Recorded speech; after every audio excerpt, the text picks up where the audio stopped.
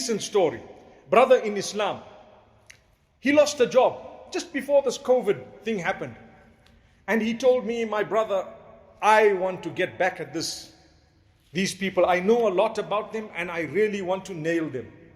And I told him, my brother, instead of nailing people, you'd rather concentrate on yourself. By me nailing someone, it's not going to give me any goodness. Will it give you a job? No. You get a bad name, people won't want to employ you anyway. So what should I do? Look forward, make dua to Allah. Ask Allah, turn to Allah. He says, but I've been asking Allah for so many years for an increment, and instead He's given me the loss of a job. You see. Do you trust Allah's plan? That's the question. Do you trust Allah's plan? You've been making dua for an increment for so long, and suddenly you lost a job, so you think, look, Allah's doing the opposite. Subhanallah. I just told him, I said, brother, you know what, consider this.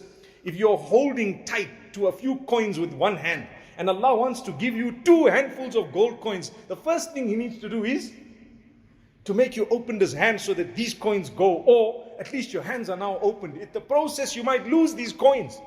Make dua, bear patience, don't worry. If the Prophet ﷺ went through it, who are we? We will go through even more. And he told me, well, that's the mantra that all of you guys utter whenever we are in difficulty. I said, well, we are taught that, and you must believe that. Be convinced. Don't ever leave Allah at the time of your hardship. Never blame Allah. No way. Allah tells you clearly, you have harm and evil, it's not my doing. It's yours or man's doing. ظهر الفساد في البر والبحر بما كسبت أيدي الناس ليذيقهم بعض الذي عملوا لعلهم يرجعون.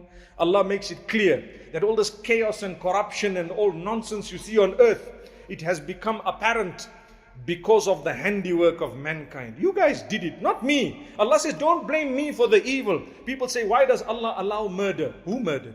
Was it not a human being? Why blame Allah for someone else's crimes? Well, then they might say, well, what was the sin of the innocent child who was murdered? You say, you know what? Allah will give justice, but there was someone who murdered the child. It's human beings who committed that crime. The fact that Allah knew it in advance does not make Him guilty of being merciless when He is the most merciful. He says to us, I will provide for those who believe and those who don't believe. That's what He says in the Quran. In this world, I will provide for those who believe and those who don't believe. The difference is those who believe will have the hereafter. Those who don't believe, they won't have the hereafter because they don't believe in it. So I told this brother, I said, brother, make dua. And Allah will open your doors. And he says, okay, you know what? I'm a Muslim. I've been doing dua. I'm not going to leave it. But please make dua that Allah strengthen me. Trust me, COVID took over, as you know. Life changed, I hope temporarily. And you know what? Subhanallah, this man suddenly struck gold. He was at the right place at the right time. And there was one deal that he did that was worth a lot. And it changed his life. It went through another, and a third, and a fourth, and a fifth. And he tells me, please, please use me as an example to tell people, don't lose hope. I almost gave up. I lost my job in such a bad way, but that was definitely what you were saying, that Allah is opening your doors. Allah is opening your doors.